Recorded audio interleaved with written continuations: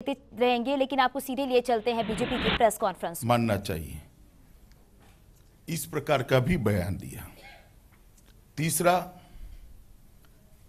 26/11 के रेफरेंस में कहा कि आतंकी हमलों का जवाब एयर स्ट्राइक या सर्जिकल स्ट्राइक नहीं हो सकता, बातचीत हो सकता है। और मैं आज कांग्रेस पार्टी को कुछ सवाल पूछना चाहता हूं। कांग्रेस पार्टी के अध्यक्ष श्री ने इस बात को देश की जनता के सामने स्पष्ट करना चाहिए कि आप इस प्रकार के जघन्य हमले को, जो देश की जनता को झिंझोड़ कर रख देते हैं, उसको आप सामान्य घटना मानते हैं, रूटीन घटना मानते हैं। 2, कुछ लोगों की हरकतों से, 7-8 लोगों की हरकतों से किसी देश को दोषी नहीं मानने चाहिए। क्या कांग्रेस पार्टी मानती है कि जो आतंकवादी घटनाएं देश में होती है, इसका पाकिस्तान सरकार, पाकिस्तान की सेना से कोई रिश्ता है या नहीं है? इसकी स्पष्टता करनी चाहिए। अगर रिश्ता है तो फिर दोषी कौन है, इसका जवाब कांग्रेस पार्टी ने देना चाहिए। और तीसरा, आतंकवादी हमले का जवाब सर्जिकल स्ट्राइक और एयर स्ट्राइक से नहीं देना चाहिए, बातचीत से इसका समाधान ढूंढना चाहिए। क्या ये कांग्रेस पार्टी की आतंकवाद को डील करने की नीति अधिकृत है? क्या कांग्रेस पार्टी के अध्यक्ष ने तीनों मामलों पर देश की जनता को जवाब देना चाहिए। जब देश पर इस प्रकार के आतंकी हमले होते हैं, देश के सुरक्षा बल और सेना के जवान हताहत होते हैं, देश के नागरिक हताहत होते हैं, और कांग्रेस पार्टी और उनके इतने प्रमुख पदाधिकारी बातचीत का रास्ता सुझाते हैं, इससे कांग्रेस पार्टी सहमत है क्या? आपने यूपीए के शासन में 26/11 से लेके कई बम धमाके, सीरियल बम ब्लास्ट देश भर में हुए, और आपकी पॉलिसी के तहत आपने बातचीत का रास्ता अख्तियार किया। क्या परिणाम निकला? इसका भी जवाब कांग्रेस पार्टी के अध्यक्ष ने देश की जनता को देना चाहिए। उन्होंने स्वयं स्पष्टता करनी चाहिए। कांग्रेस पार्टी हर बार चुनाव नजदीक आती है तो तुष्टीकरण की राजनीति करती है, एपीसमेंट की पॉलिटिक्स करती है, वोट बैंक की पॉलिटिक्स करती है। इसमें मुझे कोई आपत्ति नहीं है, ये उनकी परंपरा है। कई सालों से, 3 दशकों से कांग्रेस ने एपीसमेंट का बीज इस देश के अंदर बोया है। हमें इसमें कोई आपत्ति नहीं है, देश की जनता इसको जानती है। परंतु वोट बैंक की राजनीति क्या देश हित से ऊपर हो सकती है?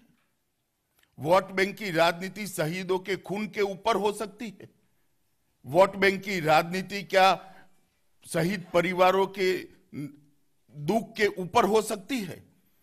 इसका भी जवाब कांग्रेस पार्टी के अध्यक्ष ने देना चाहिए।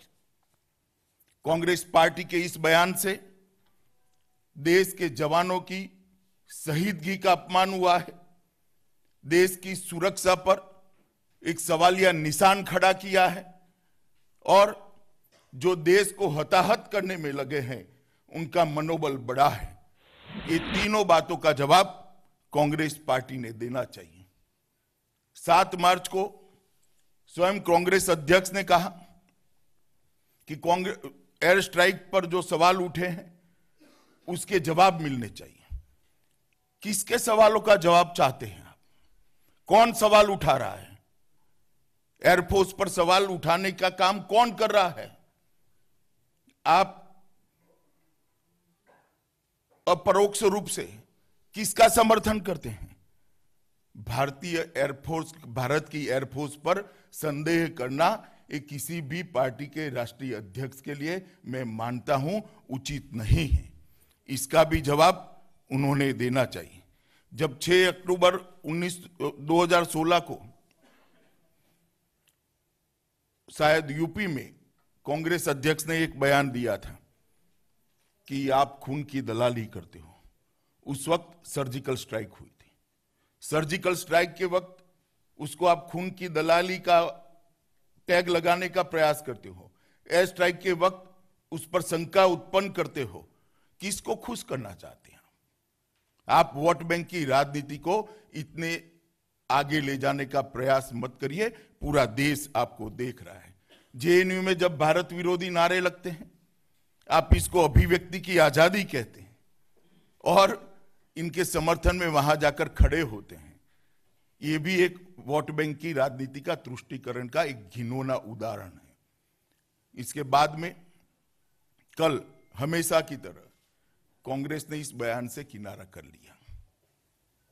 मैं एक सलाह देना चाहता हूं कांग्रेस पार्टी को, आपके किनारे को देश की जनता ठीक तरह से समझती है, इसीलिए आपको किनारे कर दिया है। कोई भी बयान देना, तुष्टीकरण की पॉलिटिक्स करना आपकी रणनीति का हिस्सा है। कभी बीके हरिप्रसाद को व्यक्तिगत बयान बता देते हैं, कभी दिग्विजय सिंह के बयान को व्यक्तिगत बयान बता देते हैं, कभी पी चिदंबरम के बयान को व्यक्तिगत बयान बता देते हैं, कभी कपिल सिब्बल के बयान को व्यक्तिगत बयान बता देते हैं, कभी नवजोत सिंह सिद्धू के बयान को व्यक्तिगत बयान बता देते हैं, मणिशंकर अय्यर को एक्सपेल कर वापिस ले लेते हो। संदीप दीक्षित जब सेनाध्यक्ष गुंडे जैसे हैं कहते हैं, उनको व्यक्तिगत बयान बता देते हो, मगर इन लोगों को कुछ नहीं होता। वो कांग्रेस अध्यक्ष के इर्द गिर्द घूमते हैं। एक कांग्रेस अध्यक्ष श्री राहुल गांधी की रणनीति का हिस्सा है वोट बैंक की ओछी राजनीति, तुष्टीकरण की राजनीति। इर्द गिर्द से लोगों से कराते रहो, बयान से किनारा करते रहो, देश हित के ऊपर वोट प्राप्त करने की राजनीति करते रहो। मैं मानता हूं कि देश की जनता इसको अब समझ चुकी है और कांग्रेस अध्यक्ष ने स्वयं इस बयान के लिए माफी मांगनी चाहिए। देश के जवानों की माफी मांगनी चाहिए, देश के सुरक्षा बल और सेना की माफी मांगनी चाहिए और देश की जनता की भी माफी मांगनी चाहिए। इतने सालों तक, 10 साल तक यूपीए की सरकार रही, सोनिया मनमोहन की सरकार रही, आपने टेररिज्म पर कोई कठोर कार्यवाही नहीं की। ना आप में हिम्मत थी, ना कौवत था, ना अंतरराष्ट्रीय समुदायों में आपने पाकिस्तान को अलग थलग करने का कोई कूटनीतिक प्रयास भी किया, ना सफलता मिली। भारतीय जनता पार्टी की नरेंद्र मोदी सरकार बनने के बाद देश के प्रधानमंत्री ने टेररिज्म के प्रति जीरो टॉलरेंस की नीति को अपनाया है। एवरेज निकाल दिया जाए तो सबसे ज्यादा आतंकवादियों को दंड देने का आंकड़ा अगर किसी एक सरकार ने बनाया है तो वो भारतीय जनता पार्टी की नरेंद्र मोदी की सरकार ने बनाया है। हमने टेररिज्म के मामले में, आतंकवाद के मामले में जीरो टॉलरेंस की नीति को अख्तियार किया है और हम डटकर आतंकवाद के खिलाफ खड़े हुए हैं। और आज मोदी सरकार की कूटनीति की सफलता का ही ये परिणाम है, जब अपने जवान सफल एयर स्ट्राइक कर वापिस आए। पाकिस्तान ने पूरी दुनिया में कोहराम मचाना शुरू किया। पूरी दुनिया एक साथ भारत के साथ खड़ी थी, एक मुश्त होकर भारत के साथ खड़ी थी। पाकिस्तान दुनिया में अकेला अलग थलग पड़ गया था। यही बताता है कि आतंकवाद को मैदान में जवाब देने के मामले में और कूटनीतिक तरीके से पाकिस्तान प्रेरित आतंकवाद को एक्सपोज करने में भारतीय जनता पार्टी की नरेंद्र मोदी सरकार सफल हुई है, देश के प्रधानमंत्री सफल हुए हैं और पूरी दुनिया को समझाने में हम सफल हुए हैं कि टेररिज्म कोई इक्की दुक्की घटनाएं नहीं है, ये ऑर्केस्ट्रेट टेररिज्म है और पाक प्रेरित आतंकवाद है। कश्मीर के अंदर चाहे आतंकवाद हो चाहे अलगाववाद हो, उसको समाप्त करने के लिए एक के बाद एक वैज्ञानिक तरीके से बहुत कदम भारतीय जनता पार्टी की सरकार ने उठाए हैं। जमायत इस्लामी पर प्रतिबंध रखना हो, जम्मू कश्मीर लिबरेशन फ्रंट पर प्रतिबंध करना हो और ढेर सारे एक्शन कठोरता के कश्मीर के अंदर लिए गए हैं। मैं मानता हूं कि देश की जनता में एक विश्वास जगा है, देश की सेना के जवानों के अंदर एक विश्वास जगा है, देश के पैरामिलिट्री फोर्स के जवानों के अंदर एक कदमों से विश्वास जगा है कि मेरी सरकार, मेरे देश की सरकार सेना के जवानों के पीछे चट्टान की तरह खड़ी है और उनका मनोबल आज आकाश को छू रहा है।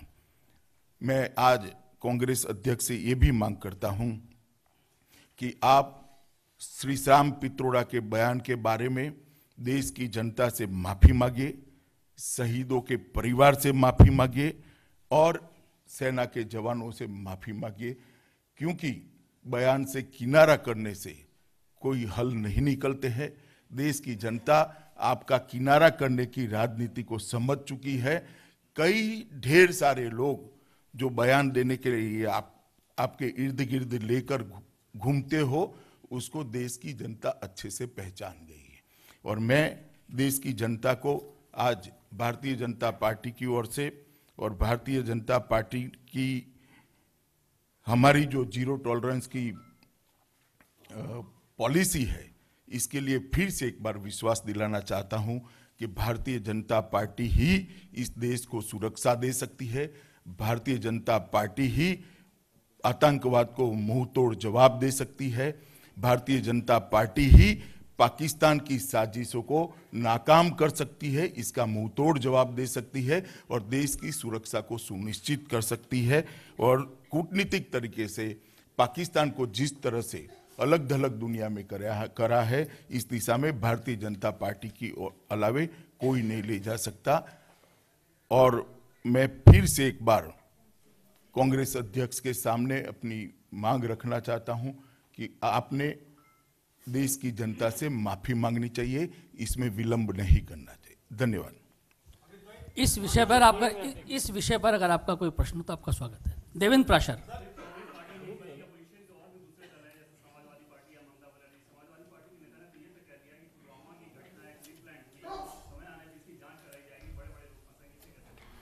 मैं यही कहना चाहता हूं, मेरा कांग्रेस पार्टी से कांग्रेस कुल जो ये सो कॉल्ड गठबंधन बना है, ये पूरे गठबंधन के लिए ही मैं बात करता हूं। सारे लोग एक के बाद एक कांग्रेस की रणनीति के तहत ही ऑर्केस्ट्रेटेड तरीके से ये काम कर रहे हैं। विकास भदौरिया।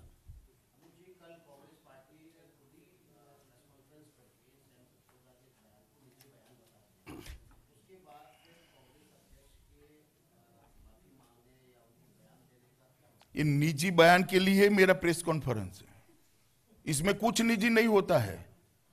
राजनीति के अंदर क्या निजी होता है? वो आपके पदाधिकारी बने हुए हैं, आपके घोषणा पत्र बनाने वाले हैं। क्या घोषणा पत्र में आप आतंकवाद को डील करने के लिए यही थ्योरी को अपनाने वाले हो? निजी क्या होता है राजनीति में? संजय शर्मा।